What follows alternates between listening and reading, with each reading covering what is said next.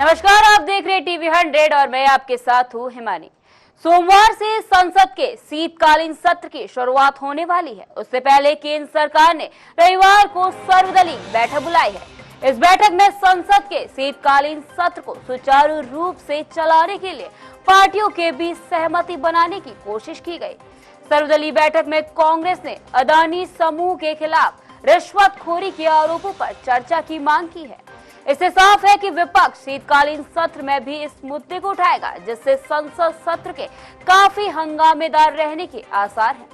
सर्वदलीय बैठक का आयोजन संसदीय मामलों के मंत्री किरेन रिजिजू और रक्षा मंत्री राजनाथ सिंह ने किया। इस बैठक में कांग्रेस, तृणमूल कांग्रेस, डीएमके, शिवसेना, बीजेपी और अन्य पार्टियों के नेता भी शामिल हुए। शीतकालीन सत्र सोमवार यानी कि 25 नवंबर से शुरू होकर 20 दिसंबर तक चलेगा। इस सत्र के दौरान विपक्ष सरकार को वक्फ संशोधन विधेयक, मणिपुर हिंसा के मुद्दे पर घेरने की कोशिश करेगा। वहीं उद्योगपति गौतम अडानी पर अमेरिका द्वारा लगाए गए आरोपों को लेकर भी विपक्ष केंद्र पर हमलावर है। लोकसभा में नेता विपक्ष राहुल गांधी ने गौतम अडानी मामले पर संसद की संयुक्त समिति जांच की मांग की है। कांग्रेस नेता प्रमोद तिवारी ने बैठक के बाद बताया कि उनकी पार्टी ने सरकार से सत्र में अदानी रिश्वत कांड पर चर्चा की अनुमति देने का आग्रह किया है। शीतकालीन सत्र के शुरुआती हफ्ते के अंत में वक्फ संशोधन विधेयक पर चर्चा के लिए बनी जेपीसी अपनी रिपोर्ट पेश कर सकती है। हालांकि जेपीसी में शामिल विपक्षी सांसद रिपोर्ट जमा करने के लिए और समय देने की मांग कर रहे हैं। बैठक में 26 नवंबर को संविधान सदन के सेंट्रल हॉल में संविधान अपनाने की 75वीं वर्षगांठ के कार्यक्रम पर भी चर्चा होगी। इस बैठक के बाद कांग्रेस नेता प्रमोद तिवारी ने बयान दिया। आइए आपको सुनाते हैं उन्होंने क्या कुछ कहा है। विंटर सेशन के पहले हुई कांग्रेस ने अपना पक्ष, क्योंकि वो मुख्य विरोधी दल है, रखते हुए सरकार से यह आग्रह किया है कि न्यूयॉर्क में, अमेरिका में, यूनाइटेड स्टेट ने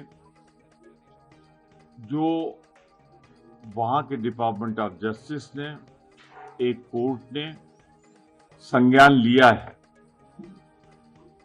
कि यहां का एक प्रमुख औद्योगिक घराना जो सिर्फ उद्योग को ही नहीं नियंत्रित कर रहा है बल्कि सरकार को नियंत्रित कर रहा है, जैसी रिपोर्ट आई थी, अडानी समूह। मणिपुर मुद्दा को हमने उठाने के लिए कहा है कि अब स्थिति वहां नियंत्रण से बाहर जा रही है। सब कुछ करने के बाद भी इस सरकार में राजनीतिक इच्छा शक्ति नहीं है। बांटो काटो के तहत वहां बलात्कार हो रहे हैं, हत्याएं हो रही हैं और कोई कानून व्यवस्था मणिपुर में नहीं रही है। पर मुख्यमंत्री हम हटाएंगे नहीं, प्रधानमंत्री जी हम जाएंगे नहीं, उसके कारण स्थिति नियंत्रण से बाहर हो रही है। एक सीमावर्ती संवेदनशील राज्य में ये देश हित में नहीं। तीसरा, अनएम्प्लॉयमेंट बढ़ता जा रहा है, रिकॉर्ड टूट चुके सारे। इसके अलावा जो हमने देखा है, कभी कहा था प्रधानमंत्री ने कोई आया नहीं, कोई गया नहीं, कोई है नहीं, और फिर वार्ता होके विड्रॉल ऑफ द फोर्सेज हो रहा है। तो ये आखिर विड्रॉल ऑफ द फोर्सेज कहां से हो रहा है, उसके बारे में देश को विश्वास में लिया जाना चाहिए। पार्लियामेंट में इस पे बयान आना चाहिए, जैसा 1962 में भी आया।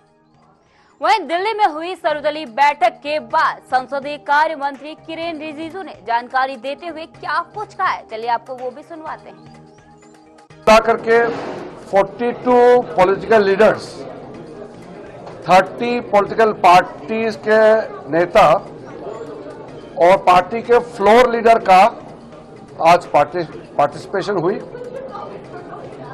हर पॉलिटिकल पार्टी ने बहुत अच्छा सुझाव दिया और कुछ मांग रखे हैं और बारी बारी से हमने सारा पॉइंट नोट भी किया है। मैं आपको ये सूचित करना चाहता हूं कि जो पॉलिटिकल पार्टी के फ्लोर लीडर्स ने सुझाव दिया है, उसको हम बिजनेस एडवाइजरी कमेटी में और राज्यसभा के चेयरमैन और लोकसभा के स्पीकर महोदय दोनों से बात करके फिर कौन कौन सा विषय चर्चा में लाना है इसको हम आगे बढ़ाएंगे। कल से सत्र शुरू होगा, परसों लोकसभा राज्यसभा नहीं होगा, क्योंकि संविधान का जब संविधान सभा में एडॉप्ट किया गया उसका 75 साल 26 नवंबर 2024 को पूरा होगा। तो ये 75 वर्ष पूरा होने पर संविधान दिवस बहुत अच्छी तरह से मनाया जाएगा।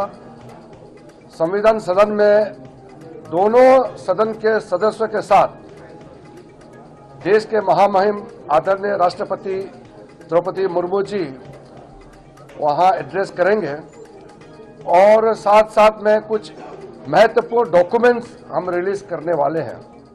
मंत्री किरेन रिजिजू के बाद आजाद समाज पार्टी के राष्ट्रीय अध्यक्ष चंद्रशेखर आजाद ने भी दिल्ली में हुई सर्वदलीय बैठक पर प्रतिक्रिया दी है। चलिए आपको वो भी सुनवाते हैं कि उन्होंने क्या कुछ कहा है। कॉमन एजुकेशन जो है वो देश की नीड है। जिस तरह से उत्तर प्रदेश में सरकारी स्कूल बंद किए जा रहे हैं, गरीबों के बच्चों के आगे बढ़ने के रास्ते बंद हो जाएंगे। हेल्थ पॉलिसी बड़ी कमजोर है हमारे यहाँ पर। फिर जातिगत जनगणना हो, फिर मंडल कमीशन की सिफारिशें हों, उसके साथ साथ नौजवानों के रोजगार के विषय पर जो है सरकार के पास कोई अच्छा प्लान नहीं है। बहुत सारी ऐसे विषय हैं जैसे महिलाओं पे हिंसा हो रही है और महिलाओं में दलितों पे हिंसा, दलित महिलाओं पे, आदिवासी महिलाओं पे हिंसा बहुत बड़े पैमाने पर हो रही है। इस विषय पर सदन में चर्चा होनी चाहिए। और बहुत सारे ऐसे विषय हैं जिनको मैंने आज जो है रखा है। एक इसमें ये जो धार्मिक स्थलों पे जो है अधिग्रहण का जो है मामला, और कहीं भी कोई जा खड़ा होके और फिर सर्वे के ऑर्डर उसके बाद जो है स्थिरता जो है, और चुनाव में जो भ्रष्टाचार हुआ, इस बार लूट हुई है उत्तर प्रदेश में चुनाव में, वो भी किसी छिपावा नहीं है। चलिए अगली खबर की तरफ बढ़ते हैं। दरअसल झारखंड में 26 नवंबर को शपथ ग्रहण समारोह आयोजित होगा और 26 नवंबर को ही हेमंत सोरेन मुख्यमंत्री पद पर शपथ लेंगे। विपक्ष के कई नेता भी इस समारोह में शामिल होंगे। जेएमएम ने 56 सीट के साथ शानदार जीत हासिल की है, जिसके बाद 26 नवंबर को शपथ ग्रहण समारोह आयोजित किया जाएगा।